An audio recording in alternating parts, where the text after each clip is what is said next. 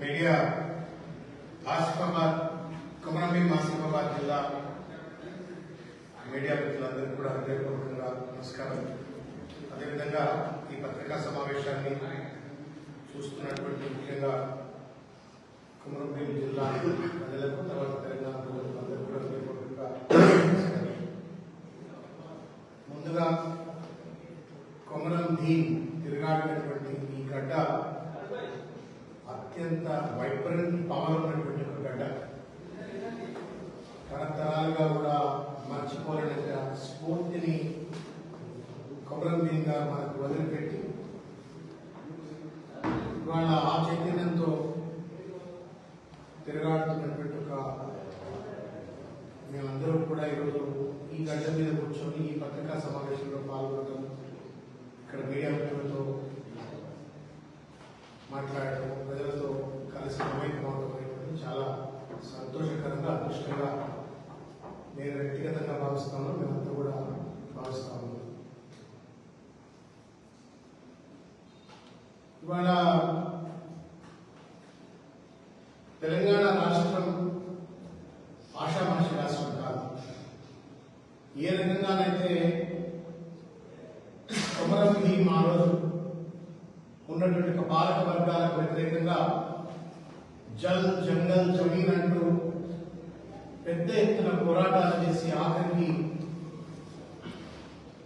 ఆత్మ ఈ ప్రాంత విముక్తి కోసం పోరాటం చేసినటువంటి ఒక మహానుభావుడు కొమరంభీం. అటువంటి కొమరంభీంను ఆదర్శంగా తీసుకొని స్ఫూర్తిగా తీసుకున్న మరో కొమరంభీం కేసీఆర్ గారు. ఆయన జల్ జంగల్ జమీన్ అని చెప్పని నినాదంతో వారు కొట్లాడితే నీళ్లు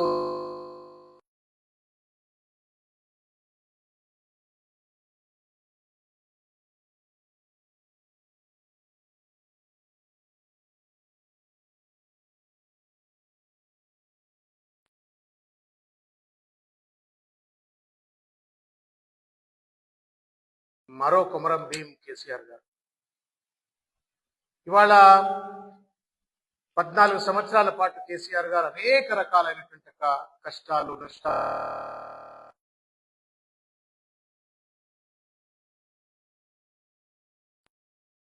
వ్యక్తీకరించినారు.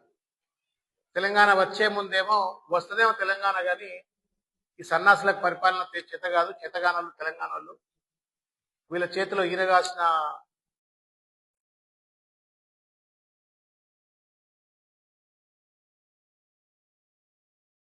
అబాస్పాలు చేసే ప్రయత్నం చేసి, కానీ ఒక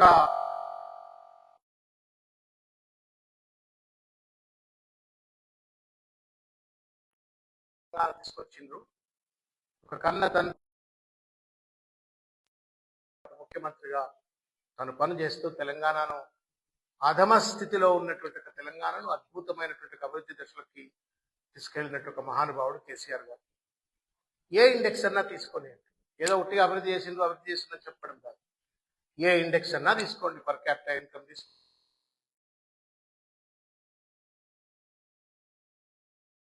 వాటర్ సప్లై తీసుకోండి, ప్రతి ఎకరాకు సాగునీరు అందించే విషయం కావచ్చు, దేశంలో ఎవరు ఎక్కడ ఆలోచించినటువంటి అద్భుతమైనటువంటి అభివృద్ధి పథకాలను అమలు చేయడం విషయంలో కావచ్చు, షాది ముబారక్ లాంటి మానవత్వ పథకం కావచ్చు, కళ్యాణ లక్ష్మి, షాది ముబారక్ లాంటివి, కేసీఆర్ కిట్ లాంటివి, 2000 రూపాయల పెన్షన్ అంటే ఇప్పుడు రెవల్యూషన్ ఇన్ దోస్ డేస్. 2000 రూపాయల పెన్షన్ ఇచ్చిన, వికలాంగులకు 4000 రూపాయల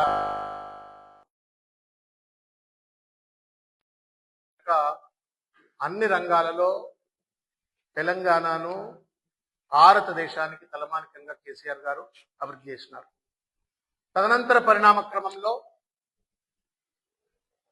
ప్రజల యొక్క ఆలోచన కావచ్చు, మరీ ముఖ్యంగా కాంగ్రెస్ ప్రభుత్వం, ఇవాళ ఉన్నటువంటి ప్రభుత్వం 23 ఎన్నికల్లో అలవిగానటువంటి అనేక వాగ్దానాలన్నీ కూడా చేసినారు.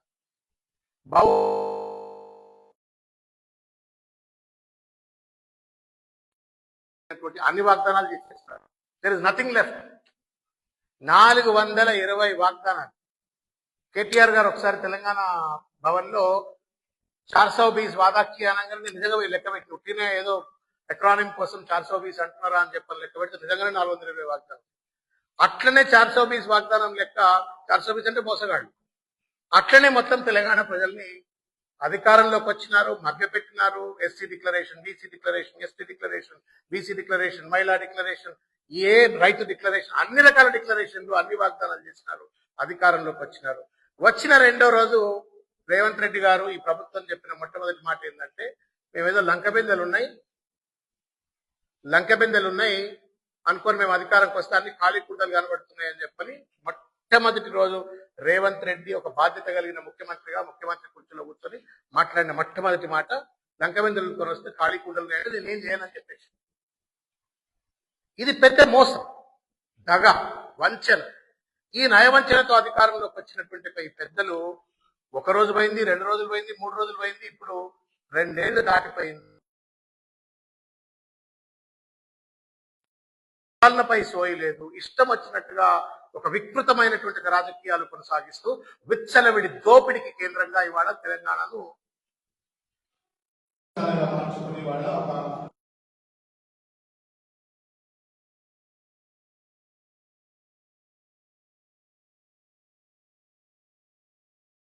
మూసీ నది పేరు మీద ఇష్టం వచ్చినట్టుగా పేదల ఇళ్లు కూల్చిన,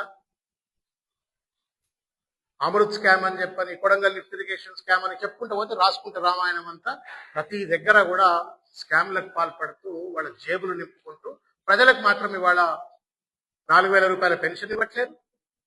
కళ్యాణ లక్ష్మిలో నేను తులం బంగారం అడిషనల్ ఇస్తా అని చెప్పని మీరు పెళ్లి ఆపుకొని తర్వాత చేసుకొని తులం బంగారం ఇస్తా అని చెప్పండి, వాళ్ళ తులం బంగారం ఇచ్చిన దాఖలాలు లేవు. నిరుద్యోగులకు జాబ్ క్యాలెండర్ 2 లక్షల ఉద్యోగాలు అన్నారు, అది ఇచ్చిన దాఖలాలు లేవు. జాబ్ క్యాలెండర్ లేదు, 2 లక్షల ఉద్యోగాలు లేవు. కేసీఆర్ గారి హయాంలో ఐడెంటిఫై చేసి నోటిఫై చేసి రిక్రూట్మెంట్ కంప్లీట్ చేసిన ఉద్యోగాలే ఏ దొడ్ల కడితేంది నా దొడ్లే ఇంతదానన్నట్టుగా తన ప్రభుత్వ ఖాతాలో వేసుకొని వాళ్ళ ప్రజలను నిరుద్యోగులను మభ్యపెట్టే పని చేస్తా ఉన్నారు. నిరుద్యోగులకు 4,000 రూపాయల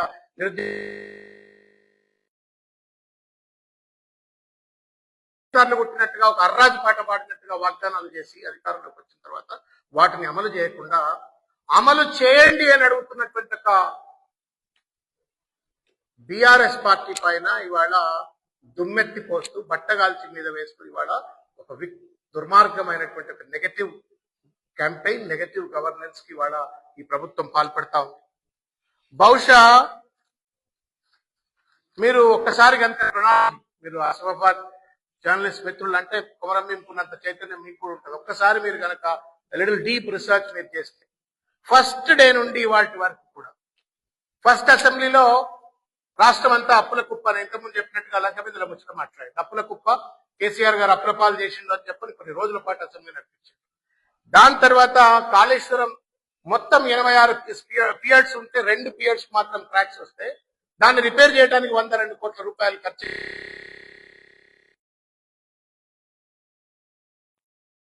లక్ష రూపాయలతో అవినీతి జరిగిపోయిందని చెప్పని తప్పుడు ప్రచారం చేస్తూ కొన్ని రోజుల పాటు అసెంబ్లీని కాలయాపన చేసిండ్రు. తర్వాత విద్యుత్ కొనుగోళ్లలో కేసీఆర్ గారు ముఖ్యమంత్రి కానప్పుడు, తెలంగాణ రానప్పుడు కరెంటే రాదని చెప్పని కిరణ్ కుమార్ రెడ్డి కర్ర పట్టుకుని ప్రజెంటేషన్ ఇచ్చిన విషయం మన తెలంగాణ బిడ్డలు మర్చిపో. కానీ దేశంలో ఎక్కడా లేనటువంటి రీతిలో ఒక సెకండ్ పార్ట్ కరెంట్ పోకుండా 24 hours quality power supply KCR గారు అందిస్తే ఆ విద్యుత్ కొనుగోళ్లు అవినీతి జరిగిందని చెప్పని కొన్ని రోజుల పాటు మళ్ళా అసెంబ్లీలో కాలయాపన గురి చేసిండు. అదైపోయింది, ఏమీ కాలే, ఏం ప్రూవ్ చేయలేకపోయిండు. తర్వాత ఈవీ కార్ రేస్ అని చెప్పని కేటీఆర్ గారిని ఇబ్బందులకు గురి చేసే ప్రయత్నం చేసిండ్రు. మళ్ళా ఒక 2 సంవత్సరాల పాటు మనం నెట్ఫ్లిక్స్ సీజన్లు వస్తాయి కదా, ఎపిసోడ్లు వచ్చినట్టుగా రేవంత్ రెడ్డి ప్రొడ్యూసరు, డైరెక్టర్ అన్ని ఆయనే. నెట్ఫ్లిక్స్ సీజన్ వచ్చినట్టు టెలిఫోన్ ట్యాపింగ్ కేసులు వస్తా ఉన్నాయి. బీజేపీ వాళ్ళని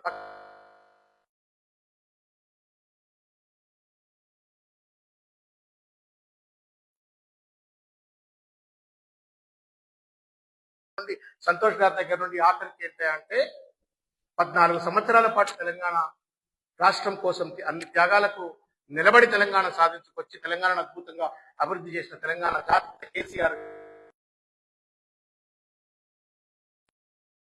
నిన్న ఆయనను విచారణ పేరు మీద వేధించి సాడిస్ట్ లెక్క రేవంత్ రెడ్డి నిన్న కక్ష తీర్చుకుంటూ ఇది తగునా, ఇది న్యాయమా? ఇవాళ రేవంత్ రెడ్డి టెలిఫోన్ ట్యాపింగ్ చేస్తా ఉన్నాడు. ఇవాళ ఏ పోలీస్ ఆఫీసర్ కూడా, ఏ ఎమ్మెల్యే కూడా, ఏ మంత్రి కూడా మీరు డైరెక్ట్ ఇప్పుడు ఫోన్ చేయండి, అరే వద్దబ్బా మీరు ఫేస్ టైమ్ లో చేయండి అంటారు. ఎందుకంటే రేవంత్ రెడ్డి ట్యాపింగ్ చేస్తున్నాడు. తను ట్యాపింగ్ చేస్తూ కేసీఆర్ గారి ప్రభుత్వంలో ట్యాపింగ్ చేసిండు, అది కూడా సినిమా యాక్ట్రెస్లని జడ్జిలని అడ్డమైనటువంటి రీతిలో అబద్ధాలు తయారు చేసినటువంటి ఒక ఆరోపణలన్నీ పట్టుకొచ్చేసి ఇవాళ కేసీఆర్ గారి పైన బీఆర్ఎస్ ప్రభుత్వం పైన పట్టగాల్చి మీద వేసి ఇవాళ కాలయాపన గురి చేస్తూ ఎందుకయ్యా ఇవేంటి అంటే ప్రజల దృష్టిని మళ్లించాలా, తన చేతగానితనాన్ని, తన సన్నాసితనాన్ని, తన పరిపాలన వైఫల్యాన్ని పథకాలను అమలు చేయలేకపోతా ఉన్నాడు. రైతు బంధు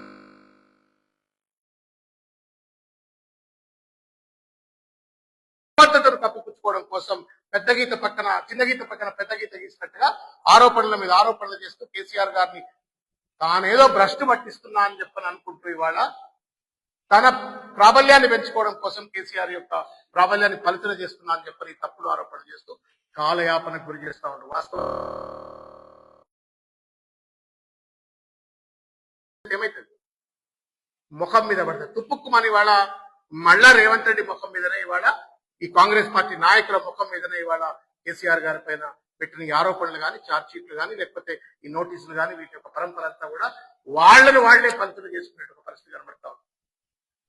దుర్మార్గం. దేశంలో అనేక మంది వాళ్ళ ప్రాంతాల యొక్క అస్తిత్వం కోసం, ఆత్మగౌరవం కోసం, సంస్కృతి కోసం, విముక్తి కోసం పోరాడినటువంటి వాళ్ళు ఉన్నారు. వాళ్ళందరినీ ఆయా రాజ్యాలు, ఆ రాష్ట్రాలు అద్భుతంగా కాపాడుకుంటాయి. ఇవాళ నరేంద్ర మోడీ ఎట్లయితే జవహర్లాల్ నెహ్రూను అపఖ్యాతి పాలు చేయాలని చెప్పని ప్రయత్నం చేస్తా ఉన్నాడు, ఒక వర్గం ఇవాళ పనిగట్టుకుని మహాత్మా గాంధీని అపఖ్యాతి పాలు చేయాలని చెప్పని ప్రయత్నం చేస్తా ఉందో, అదే సిద్ధాంతాన్ని ఇవాళ కాంగ్రెస్ పార్టీ రేవంత్ రెడ్డి నేతృత్వంలో తెలంగాణ సాధకులైనట్టుగా తెలంగాణ జాతిపిత కేసీఆర్ గారి పట్ల కూడా ఒక అనుచిత వైఖరిని ప్రదర్శిస్తా ఉన్నారు.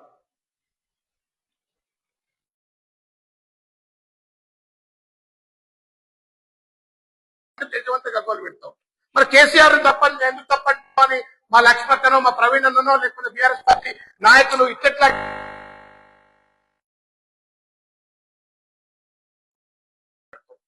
నీకొక న్యాయం మాకొక న్యాయమా? తండ్రి లాంటి పెద్ద మనిషి 72 సంవత్సరాల పెద్ద మనిషిని పట్టుకొని లాగులిప్పి కొడతా అంటావు రేవంత్ రెడ్డిను.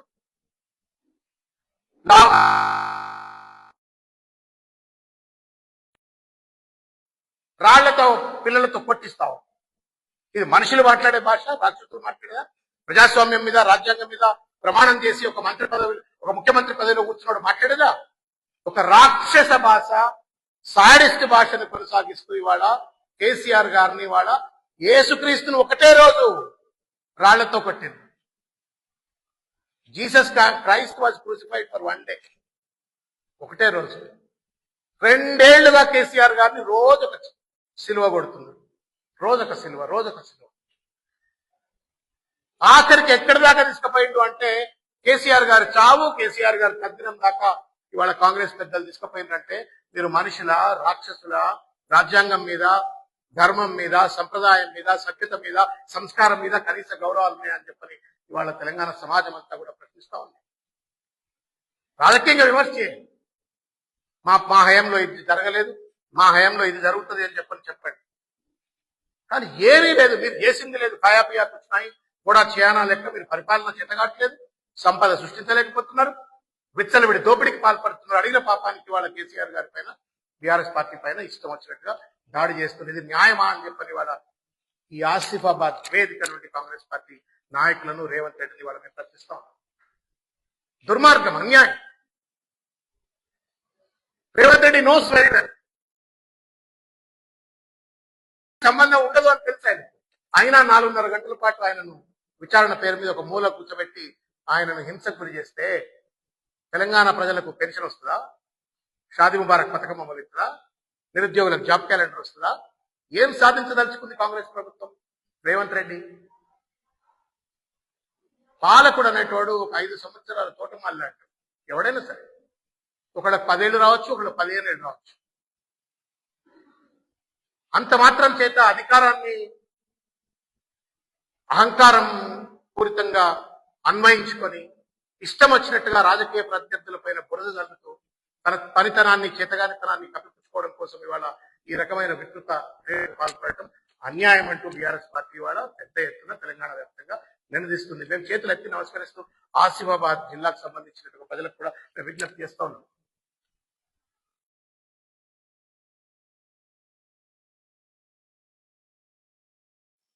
రాహుల్ గాంధీ గారు దేశమంతా రాజ్యాంగం పట్టుకుని జై సంవిధాన్, జై బాపు, జై భీమ్, జై సంవిధాన్, జై బాపు, జై భీమ్. మరి తెలంగాణలో నై సంవిధాన రాజ్యాంగం మీద గౌరవం ఉండొద్దా? ఒక మాజీ ముఖ్యమంత్రి తెలంగాణ తొలి ముఖ్యమంత్రి ఉద్యమకారుని ఇంటికి గోడలు రాత్రి దొంగలు బందిపోటు దొంగలకు వేసినట్టుగా నోటీసులు గోడలకు అతికిస్తారు. ఇష్టం వచ్చినట్టు మాట్లాడతారు, తప్పుడు కేసులు పెడుతున్నారు. మీరు ఎన్నన్నా చేయండి, సరే ప్రతిపక్ష పార్టీగా మీరు ఎన్ని చేసినా భరించడానికి మేము సిద్ధంగా ఉన్నాం. తెలంగాణ ఉద్యమంలో కేసీఆర్ గారి నేతృత్వం ఇవాళ కూడా నిలబడతారు. కానీ ప్రజలకు చేసే వాగ్దానాలు అమలు చేయండి. కుంటుపడిపోయింది వాళ్ళ పరిపాలన. ప్రభుత్వ పనితీరు మొత్తం కరెంటు కష్టాలు వచ్చినాయి, తాగునీటి కష్టాలు వచ్చినాయి, సాగునీటి కష్టాలు వచ్చినాయి. రిటైర్డ్ ఉద్యోగులు ఇవాళ ఆసిఫాబాద్ చాలా మంది నిన్న రిటైర్డ్ ఉద్యోగులు చాలా మంది నిన్న ఆసిఫాబాద్ పట్టణంలో కలిసినారు, కాగజ్నగర్ పట్టణంలో కలిసినారు. మొత్తుకుంటున్నారు, పాపం మేము రిటైర్డ్ అయిపోయినాము, మా బిడ్డలకు పెళ్లి చేసేది ఉన్నది, మా ఇండ్లు కట్టుకునేది ఉన్నది, మేము రిటైర్డ్ అయిన తర్వాత మాకు ఏదో గ్రాట్యుటీ ఫైనల్ రిటైర్మెంట్ బెనిఫిట్స్ వస్తాయంటే ఈ దరిద్రుడు వచ్చిండు, ₹1 ఇస్తలేడు. మేము కోర్టు నుంచి ఆర్డర్ తీసుకొస్తే కూడా కనీసం మాకు ఫైనల్ రిటైర్మెంట్ బెనిఫిట్స్ ఇస్తలేదని చెప్పని కళ్ళలో నీళ్లు పెట్టుకుంటున్నారు ఇవాళ రిటైర్డ్ ఉద్యోగులు. ఇక్కడ 2-3 వేల మంది ఉంటారు, కాగజ్నగర్ లో 2 వేల మంది ఉంటారు. ఎంతమంది లక్షల మంది రిటైర్డ్ ఉద్యోగుల ఉసురు పోసుకుంటుంది ఈ ప్రభుత్వం. కేసీఆర్ గారి కాలంలో రిటైర్డ్ అయినాడు, ఆ ఇంటి తీసుకుపోయి ఫైనల్ సెటిల్మెంట్ చేయాలన్న పాలసీ ఆయన ఉంటే ఇవాళ నువ్వు కోర్టుల నుంచి ఆర్డర్ తీసుకొస్తే కూడా నేను అమలు చేయను అని చెప్పని వాళ్ళ పాలిటి శాపంగా ఈ ప్రభుత్వం మరి.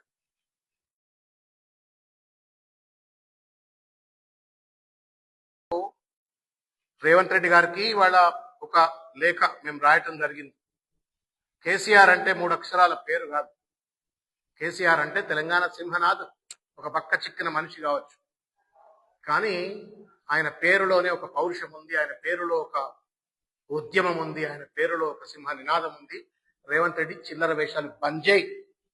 కేసీఆర్ గారి వెంట పడ్డంత మాత్రాన నీ ప్రగతి జరగదు, నీ పేరు పెరగదు, నీ ఇంకా పలచనైపోతావు అని చెప్పని ఆయన గుర్తు చేయడం కోసం అని చెప్పని ఒక లేఖ రాయటం అయింది. మేము ఒకటే కోరుతా ఉన్నాం రేవంత్ రెడ్డి గారు, మేము ఎంత బతుకున్నా, నువ్వెంత అడ్డమైన శేఖలు చేసినా you still have some calm. ఇంకా 2.5 ఏళ్ల పరిపాలన ఉంది. ఈ 2.5 ఏళ్ల పరిపాలన ఒళ్ళు దగ్గర పెట్టుకొని పరిపాలన చెయ్యి. నువ్వు ఉంటావు, దిగిపోతావు. మేము ఎట్లా తప్పనిసరిగా 2.5 ఏళ్ళు 3 ఏళ్ళు అయిపోతే తప్పనిసరిగా వచ్చే ఎన్నికల్లో పాటు ఒక మహారుషి లెక్క కేసీఆర్ గారు నిలబెట్టిన తెలంగాణను విధ్వంసం చేస్తా ఉన్నావు. ప్రజల జీవితాలతో చెలగాట మాడుతా ఉన్నావు, రైతులతో చెలగాట మాడుతా ఉన్నావు, నిరుద్యోగులతో చెలగాట మాడుతా ఉన్నావు, మొత్తం ప్రజలందరితో ఇవాళ చెలగాట మాడుతూ అష్ట కష్టాలకు గురి చేస్తా ఉన్నావు. ఈ విధ్వంసాన్ని బంద్ చేయి, బాధ్యతాయుతంగా పరిపాలన చేయమని చెప్పని సూచన చేస్తూ ఇవాళ ఈ లేఖ రాసింది. చాలా సందర్భాల్లో కేసీఆర్ గారు ఆయన దగ్గరకు వచ్చి రేవంత్ రెడ్డి గారు కలవడానికి వచ్చితే కూడా ఆయన హాస్పిటల్లో ఉన్నప్పుడు కేసీఆర్ గారు అక్కడ మంచిగా పరిపాలన చేసుకోవాయా, ఒళ్ళు దగ్గర పెట్టుకొని చేసుకో, పద్ధతిగా చేసుకో, I wish you all the best అని చెప్పింది. ప్రతిఫలం ఏమంటుండ్రు రేవంత్ రెడ్డి అంటే నిన్ను ఉరదీయాలా, నిన్ను చంపాలా, నీకు పిండాలు పెట్టాలా అంటుండ్రు. ఇటువంటి వాడికి ఓటేయాలన్నా మీరు ఒక్కసారి ఆలోచించమని కోరుతున్నాను. ఈ దుర్మార్గమైన, నీచమైన, క్షుద్ర, వికృతమైనటువంటి ఒక బూతు భాషలు మాట్లాడే ఈ ప్రభుత్వ పెద్దలకు, ఈ పార్టీ పెద్దలకు మళ్ళీ ఓట్లు వేయాలనా, లేదు కర్ర కాల్చి బాధ పెట్టాలనా అని చెప్పని నేను ఆసిఫాబాద్ ప్రజలు కావచ్చు, యావత్ తెలంగాణలో ఇవాళ ఓటింగ్ లో పాల్గొంటున్నటువంటి ఒక మున్సిపాలిటీల పరిధిలో ఉన్నటువంటి ప్రజలందరికీ కూడా నేను కాగజ్నగర్, ఆసిఫాబాద్, మిగతా ప్రాంతాల్లో ఉన్న ప్రజలందరికీ